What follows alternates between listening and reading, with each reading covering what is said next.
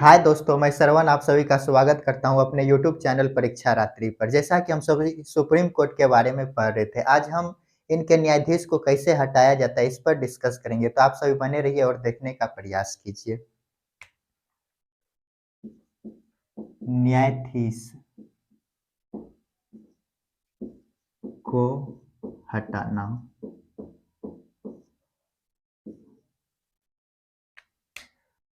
अनुच्छेद 124(4) इसमें जो है कि न्यायाधीशों के हटाने की प्रक्रिया और आधारों का उल्लेख किया गया है। सुप्रीम कोर्ट के न्यायाधीशों को हटाने की प्रक्रिया तथा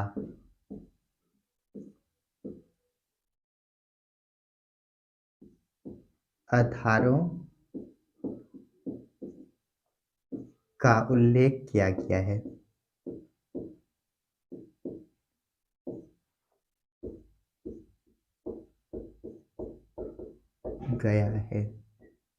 यह हटाने का जो है कि आधार क्या है, तो ये जो आधार है साबित कदाचार और अक्षमता। साबित कदाचार और अक्षमता।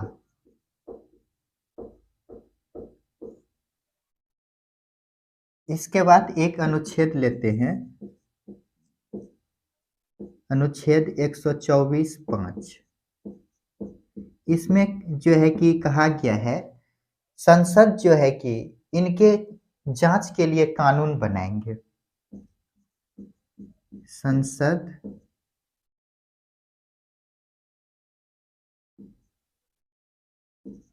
इनके साबित कदाचार अक्षमता के लिए, साबित कदाचार प्लस अक्षमता के लिए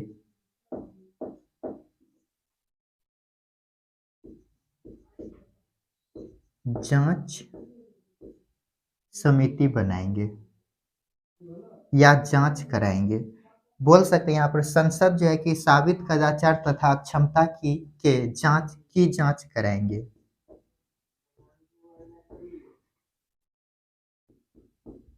कराएंगे। ये जो है कि न्यायाधीश जांच अधिनियम कब बना है? न्यायाधीश जांच अधिनियम 1968 और 69 में बना। 1969 में बना। जल्दी से इनको नोट कीजिए। ये जो समिति है इनमें कौन कौन होते हैं? तो इनमें जो है कि सुप्रीम कोर्ट के न्यायाधीश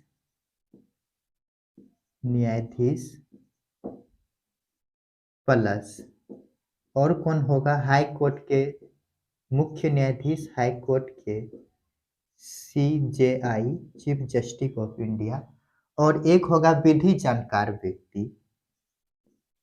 विधि जानकार व्यक्ति।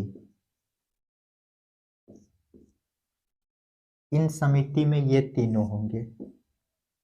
इनका गठन कौन करता है? तो संबंधित सदन के अध्यक्ष द्वारा किया जाता है।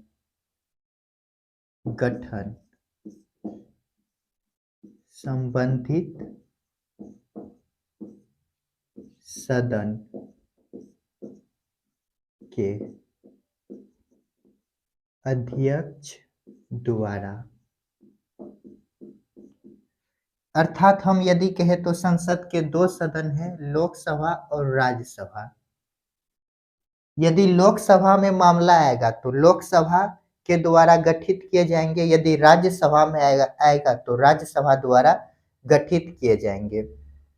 आने से पहले यहाँ पर जो है कि 100 सदस्यों का बहुमत आवश्यक है।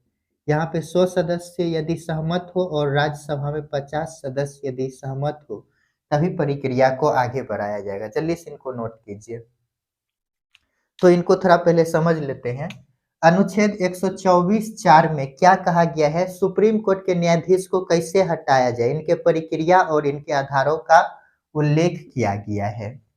यदि बोले आधार क्या है, तो साबित कदाचार और अक्षमता। साबित कदाचार यदि बोले तो यदि घूस उस लिया हो, यदि अक्षमता बोले तो कार्य करने में यदि सक्षम नहीं हो, तो ये दो आधार हैं। अनुच्छेद 124(5) में कहा गया है, संसद जो है कि साबित कदाचार और अक्षमता के लिए जांच करेंगे, क्या सही में ये जो है कि साबित कदाचार है या नहीं है, या झूठा आरोप लगाया गया है। यदि इसके लिए न्यायाधीश जांच अधिनियम 1968-69 में बना है। इनमें जो है कि कौन कौन होते हैं, तो एक सुप्रीम कोर्ट के न्यायाधीश होते हैं और हाई कोर्ट के एक मुख्य न्यायाधीश होता है और विधिक जानकार व्यक्ति एक होते हैं। इनके द्वारा जांच किया जाता है। यदि साबित कदाचार साबित हो जाता है तो इनको हटाने की प्रक्रिया आगे बढ़ते हैं। तो यहाँ पे लिखे ये जो गठन जो किया जाता है, इनका कौन करते हैं, इनका गठन तो संबंधित सदन के अध्यक्ष द्वारा। यदि लोकसभा में लाया जाएगा तो लोकसभा अध्यक्ष, और यदि राज्यसभा में लाया जाएगा तो राज्यसभा अध्यक्ष द्वारा गठन किया जाता है। जल्दी से इनको नोट कीजिए।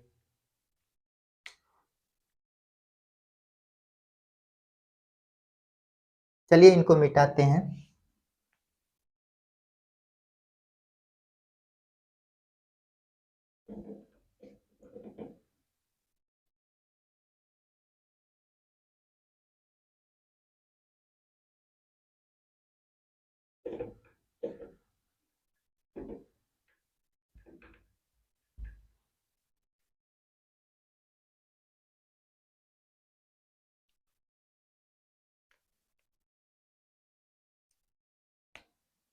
यहाँ पे एक लाइन लिखते हैं, प्रस्ताव पारित होने से 14 दिन पहले जो है कि न्यायाधीश को सूचित किया जाता है।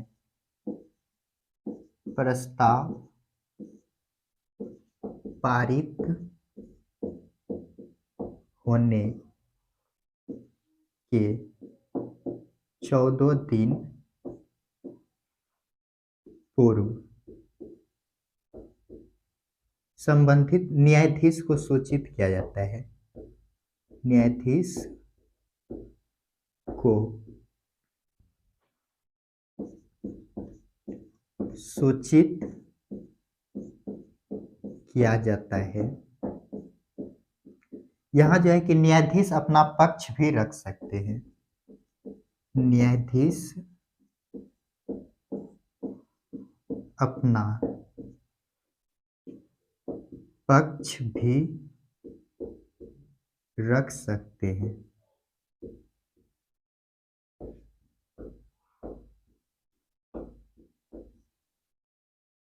उसके बाद जो है कि प्रक्रिया शुरू होगा। प्रक्रिया कैसे है, प्रक्रिया तो हम जानते हैं संसद में,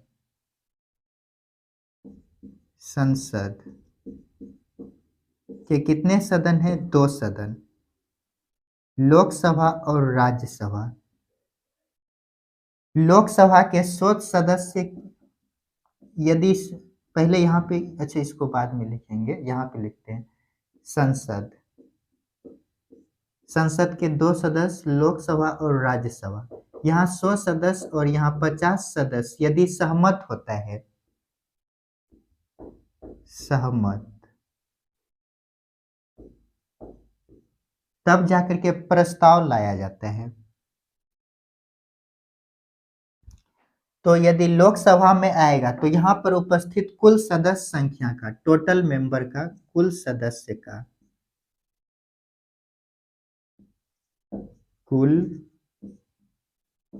सदस्य का यदि 2/3 बहुमत से पारित करेगा तो ये कहाँ आएगा, राज्यसभा में आएगा। और यदि राज्यसभा भी 2/3 बहुमत से, टोटल मेंबर का 2/3 बहुमत से पारित कर दे तो क्या होगा, पद रिक्त हो जाएगा। पद रिक्त। जल्दी से इनको नोट कीजिए। ये पद होने से पहले तक न्यायाधीश को सभी प्रकार की सुविधाएं उपलब्ध होते हैं।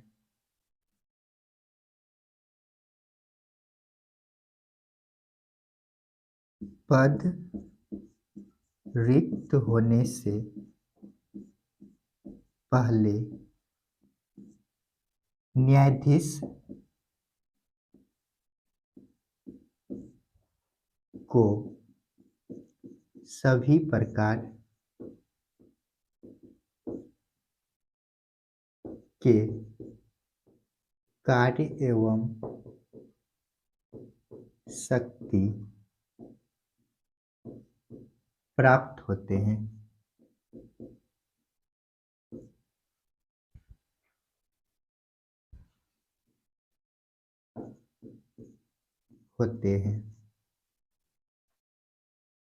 यहाँ पे एक पॉइंट दे करके लिखिएगा। अनुच्छेद आर्टिकल 217(1) इसमें जो है कि हाई कोर्ट के न्यायाधीश को हटाने की बात कहा गया है। हाई कोर्ट न्यायाधीश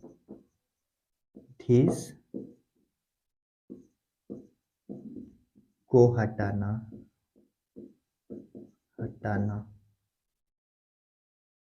और हम सब पढ़ चुके हैं राष्ट्रपति के बारे में भी। राष्ट्रपति को हटाने का प्रोसेस भी यही होता है। तो हाई कोर्ट के न्यायाधीश को हटाने की प्रक्रिया अनुच्छेद 268 में है और राष्ट्रपति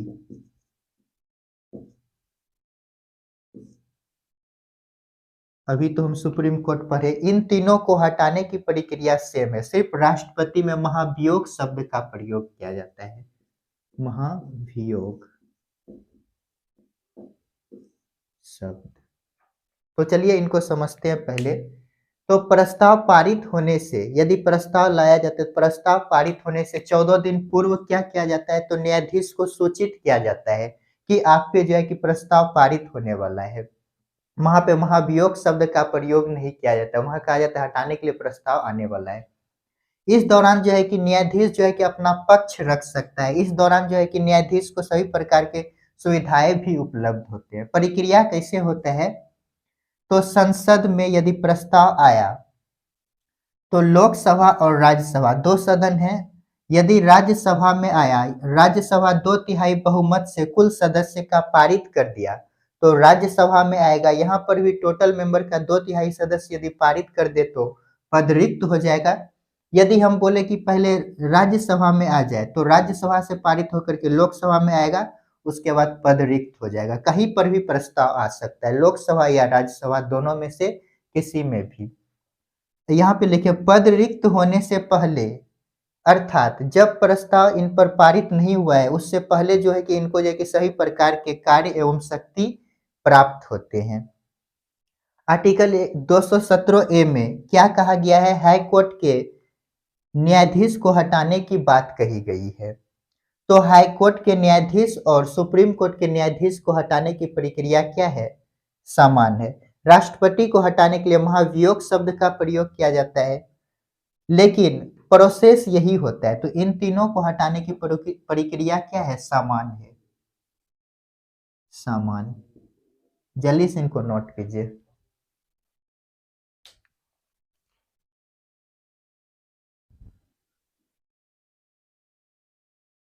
तो दोस्तों आज सिर्फ यहीं तक रखते हैं। कल जो है कि तदर्थ न्यायाधीश सब क्या होता है इनको जानने का प्रयास करेंगे। तो मिलते हैं नेक्स्ट वीडियो में। वीडियो देखने के लिए धन्यवाद।